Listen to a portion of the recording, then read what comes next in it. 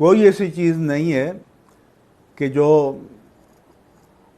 پاکستان کے مفاد کے خلاف ہو، کوئی ایسی چیز نہیں ہے کہ جس سے بین الاقوامی برادری کے لیے کوئی مسئلہ پیدا ہو، کوئی ایسی چیز نہیں ہے کہ جس میں مسلمات سے انحراف کیا گیا ہو۔ تو اس لیے سب کو مطمئن ہونا چاہیے اور مطمئن رہنا چاہیے، اور انشاءاللہ تعالی ان قریب یہ سب کچھ آپ کے سامنے آ جائے گا۔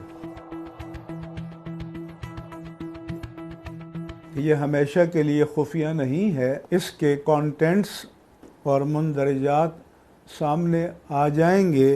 ہم نے اور ہمارے ساتھ جو حکومت کی طرف سے معاہدہ کرنے والے تھے، ہم نے اسے بہتر سمجھا کہ بجائے اس کے کہ اس کو پبلک کیا جائے اور پھر میڈیا والے دکانیں کھول کر تبصرہ کرنے میں لگ جائیں، ہمیں اس کو عملی شکل میں سامنے لانا چاہیے۔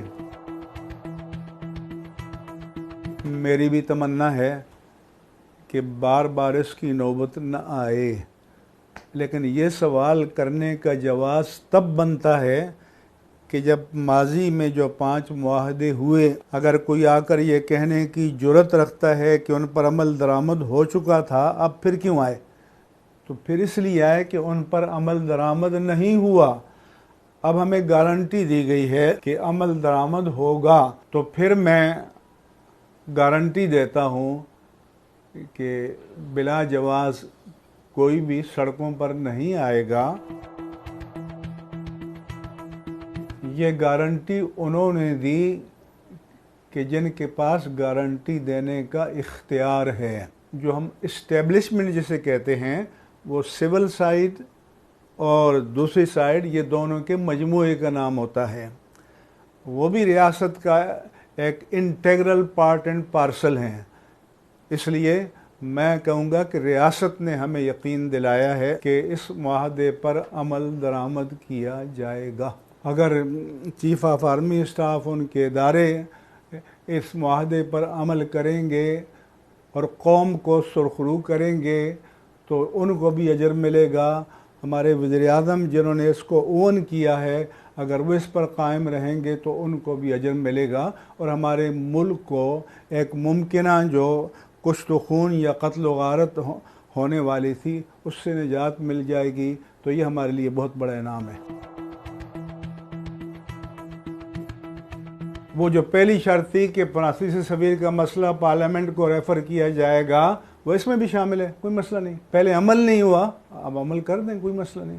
دو ہی امکان ہے نا، پارلیمنٹ کہہ دی کہ نکال دو، یا کہے کہ ہم نہیں نکال سکتے، تو پارلیمنٹ کا فیصلہ وہ مان لیں گے، خلاص۔ برطانیہ سے، یورپ سے، امریکہ سے، کینیڈا سے، آسٹریلیا سے کہ مفتی صاحب اس مسئلے میں آپ کچھ کریں، اس مسئلے میں کریں۔ تو جس طرح عمران خان صاحب کا خیال ہے کہ باہر ان کے عشاق موجود ہیں، تو میں ان کو بتانا چاہتا ہوں کہ ان سے بڑھ کر ان کے عشاق موجود ہیں۔ آپ تو ایک سیلیبریٹی کے طور پر ہوں گے نا، تو ان کے عقیدے کا مسئلہ ہے۔ تو میں نے کہا کہ میں کردار تب ادا کروں گا جب دوسری جانب سے سنجیدہ افراد سامنے آئیں۔ جب مجھے ایک دوست نے کہا کہ اب سنجیدہ لوگ آئیں گے، جیسا کہ آپ چاہتے ہیں، با اختیار لوگ اس کا حصہ بنیں گے، تو پھر میں اپنی خدمات پیش کرنے کے لیے تیار ہوا۔